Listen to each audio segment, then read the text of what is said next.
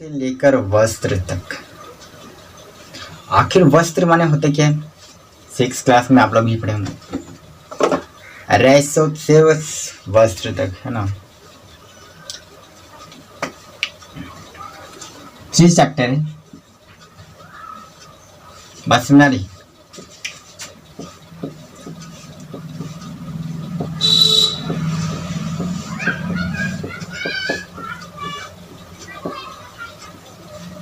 Resso से वस्त्र तक। देखो, वस्त्र माने होता है कोई भी कपड़ा।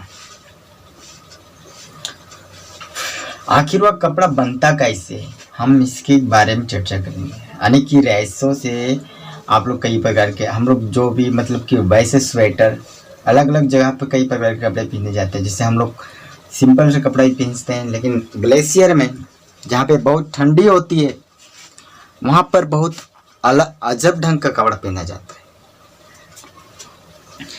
क्योंकि जहाँ पे जैसा मासूम रहता, जैसा मौसम रहता है, जैसे कि ठंडे प्रदेश जहाँ रहते हैं, से बहुत ठंड प्रदेश है, वहाँ पे हम लोग जो इधर कपड़े पहनते हैं वो कपड़े वहाँ पहनने से नहीं, हम लोग ठंडी से नहीं बच पाएंगे। वहाँ पर अलग कपड़ा चाहिए पहनने के लिए। क्योंकि हम लोग का जो कपड़ा होता है यहाँ पर बहुत पतला होता है ना, ठीक है। तो हमें वस्त्र, जो कपड़े बनते हैं वो कहाँ कहाँ से प्राप्त होते हैं। और फिर कपास ऐसी चीज़ है जिससे क्लॉथ बनता है, मतलब कपड़ा बनता है, और उसे सफ़ेद सोना भी कहा जाता है। बात समझ में आ रही है? सफ़ेद सोना से कपास को जाना जाता है, याद रखिएगा, आप इसे नोट कर सकते हैं।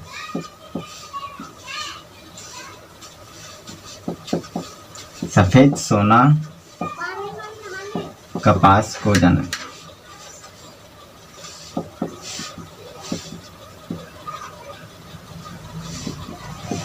बात समझ आ रही कि नहीं? रेशो से लेकर वस्त्र तक के चैप्टर में आप इसे नोट कर लीजिएगा। और जिसमें इम्पोर्टेंट टॉपिक है, इम्पोर्टेंट क्या, सभी तो इम्पोर्टेंट ही होते हैं, है ना। वस्त्र माने होता है कपड़ा।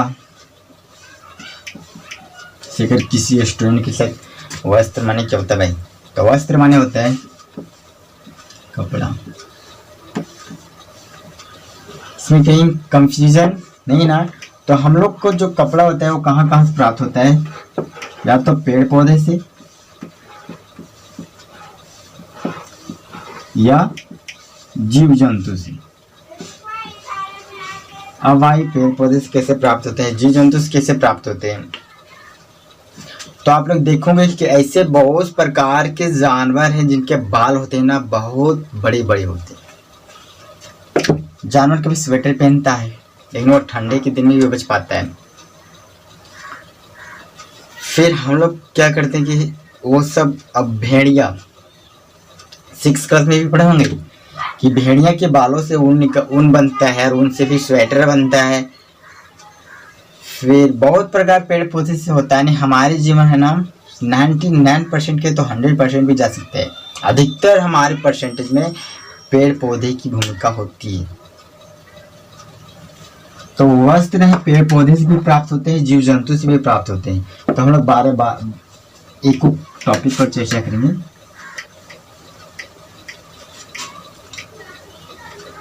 तो मैं इसे मिटा देता हूँ, और फर्स्ट टॉपिक है जानता रेशा।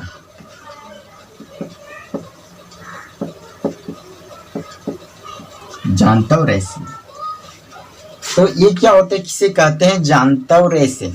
बात समझ में आ रही है? मतलब कि जीव जंतु से प्राप्त होने वाले रेशों को जानता रेशो कहते हैं।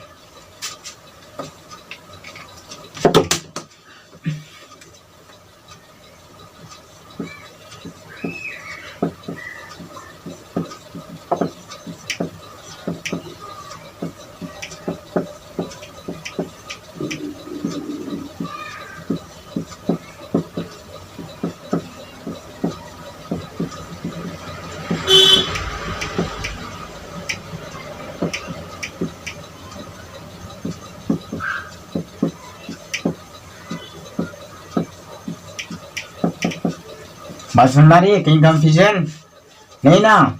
जीव जंतु से प्राप्त होने वाले रेशे को जानता रेशे कहते हैं। रेशे क्या तो पता होगा ना, ऊन वगैरह, कि कहीं भी कंफ्यूजन है तो ये सब। और फिर ये आप भी सोच रहे होंगे कि हम लोग तो ठंडा में स्वेटर पहनते हैं, तो जो जानवर वो कैसे बचता है ठंडे दिन? सियाचिन ग्लेशियर में एक जीव पाया जाता है जो कि भालू टाइप का रहता है और छोटा बेहद रहता है। उसका रंग भी वाइट रहता है, उसका बाल तो वाइट रहेगा, है ना। और जहाँ वहाँ रहता है उसका बैकग्राउंड भी रहता है वाइट, तो दुश्मन से बचने का भी काम करता है वहाँ पे। जबकि पूरा यहाँ पे जैसे पानी गिरता है ना बरसात के सीजन में, वहाँ पे बर्फ गिरता है, तो उस कंडीशन में वो कैसे बचता होगा? पता होगा ना बर्फ कितनी ठंडी होती है। तो वह जो जानवर होता है ना, उसके शरीर पर बड़े बड़े बाल होते हैं जिससे उसको ठंड लगती ही नहीं। जैसे कि हम लोग स्वेटर पहनते हैं तो मोटा स्वेटर रहता है या पतला रहता है ना। अधिकतर तो मोटा ही रहता है ताकि ठंड से बचे, ठंड मुझे नहीं लगे, ठीक है।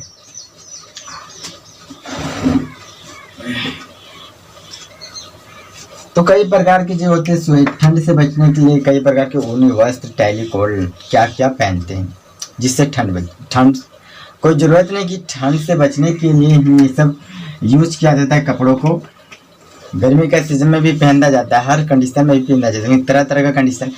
तो जैसा मौसम होता है वैसा हम लोग चेंज करते हैं, परिवर्तन अपने आप में लाते हैं। ठंडा का सीजन जब रहता है तो स्वेटर पहनते हैं, गर्मी का सीजन रहता है तो शर्ट वगैरह सिंपल से रहते हैं, और फिर बरसात का सीजन आता है तो कंडीशन देख लेते हैं आप लोग। तो जैसा मौसम रहता है वैसा ही हम लोग परिवर्तन कर लेते हैं। ऐसा नहीं कि गर्मी का सीजन रहता है और हम लोग कोट वगैरह स्वेटर वगैरह चढ़ा लेते हैं, पहन लेते हैं, है ना। या तो फिर ठंडी का सीजन रहता है तो हम लोग स्वेटर ही नहीं पहनते। तो जैसा मौसम रहता है वैसा हम लोग अपने आप को ढाल लेते हैं।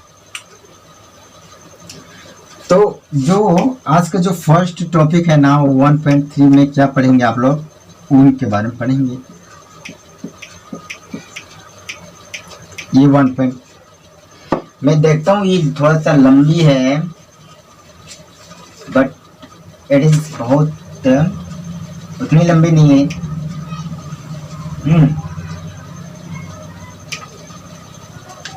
तो जो जो इम्पोर्टेंट होता है मैं उसे लिखा देता हूँ, बाकी आप लोग उसे याद कीजिएगा।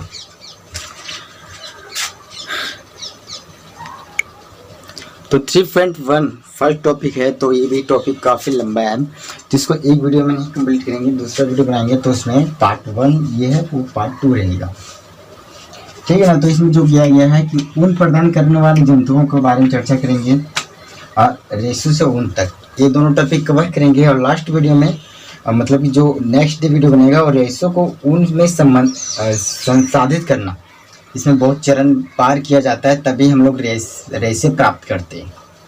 तो लंबा चैप्टर रहेगा तो वीडियो भी लंबा बन जाएगा अभी, तो वीडियो देखते देखते बोरिंग भी लगने लगता है, तो अगले वीडियो में करेंगे। तो ऊन कैसे होता है ना कि हम लोग जानते हैं कि कई प्रकार के भेड़ बकरियां, ये नहीं कि सिर्फ भेड़ ही देती है या तो बकरियां देती है, तो फिर बहुत सारे ऐसे जानवर हैं जिनके बाल घने घने होते हैं, ठीक है ना। तो ऊन सभी से ऊन प्राप्त किया जाता है और ऊन सब बाल से ऊन प्राप्त किया जाता है। और ऊन से मतलब कि बाल से कैसे रेशों में परिवर्तन किया जाता है, रेशो बोल रहा हूँ बराबर, रेशे में परिवर्तन किया जाता है, उसके बारे में चर्चा करेंगे अगली वीडियो में। और वैसे ही बाल का प्रयोग किया जाता है, जैसे कि कुछ ऐसे बाल होते हैं जो कड़ा होते हैं, कुछ बहुत ही मुलायम होते हैं। एक्चुअली में देखा जाए तो जैसे कि अगर हाथी का बाल, हाथी में जैसे कि वो उसका पूंछ होता है, तो पूंछ वाला भाग जो बाल होता है ना वो बहुत थोड़ा सा कड़ा होता है, तो उसको रेशे बनाने में यूज़ नहीं किया जाता है। जो मुलायम बाल होते हैं उसको यूज किया जाता है रेशे बनाने के लिए, हमेशा याद रखिएगा। ऊन प्रदान करने वाला याकूट, अंकोरा, बकरी, लामा और एल्पेका, अलग अलग जीव जंतु और जीव हैं इत्यादि में हम लिख देते हैं, ठीक है। कई प्रकार के जीव जंतु हैं जिनसे आप लोग आसानी से ऊन प्राप्त कर सकते हैं। ये प्रक्रिया, और इसमें वस्त्र उद्योग में सबसे ज्यादा मजदूर काम करते हैं, और जितनी भी होता है ना, उस अगर पूछा एक कंपटीशन में कभी पूछ भी देता है कि किस उद्योग में सबसे अधिक मजदूर लगते हैं, तो वस्त्र उद्योग में। कैसे लगते हैं वो हम लोग जब चैप्टर खत्म करेंगे। रेशों के ऊन से संसाधित करना, मतलब कि जो रेशे होते हैं उनमें कैसे उनको मतलब बदला जाता है, उसमें हम लोग चर्चा करेंगे। तो आप कुछ देख लेते हैं, तो आप इसे नोट कर लीजिए। जानता और रेशा, जीव से जो जंतु प्राप्त होते हैं, जो जंतु से जो ऊन प्राप्त होती है, रेशे प्राप्त होते हैं, उन्हें जानता और रेशो कहते हैं। ऊन, ये जो टॉपिक फर्स्ट टॉपिक का वो कवर होगा पार्ट 1, 3.1 का पार्ट 1, ठीक है ना। तो आप इसे नोट कर लीजिए। वीडियो स्टॉप करके अब हम लोग आगे चलते हैं, ठीक है ना। तो बस करना कुछ नहीं है, ये भी आगे क्या है थोड़ा सा दिया हुआ है, मैं इसको नोट कर देता हूँ।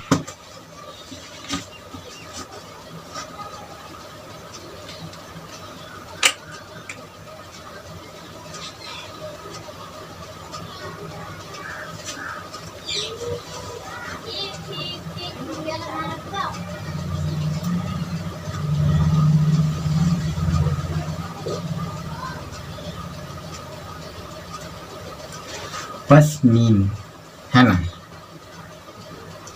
पश्मीना। आप इसे बकरी के त्वचा पर, है ना,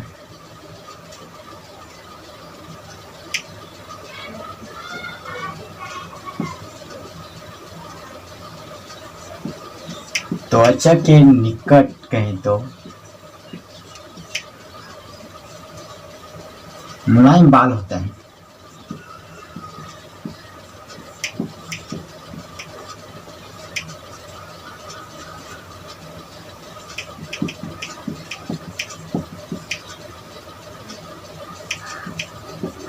इनसे बेहतरीन शॉल बनाई जाती है। शॉल किसी को तो पता है ना, शॉल बनाई जाती है। इंक खत्म हो रहा है। इसी को पासिंग कहा जाता है, पश्मीना, सॉरी पासिंग बोल रहा हूँ।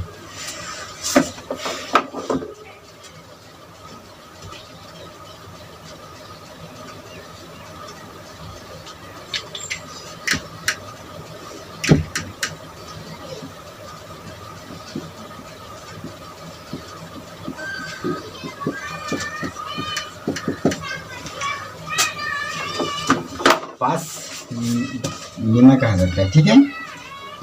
बहुत बार इसका फिगर मैं दे दूंगा फोटो पर, मोबाइल पर, सॉरी स्क्रीन पर, तो आप लोग वहां से भी देख सकते हैं। और मैं देखता हूँ थोड़ा सा और कुछ इसमें खास।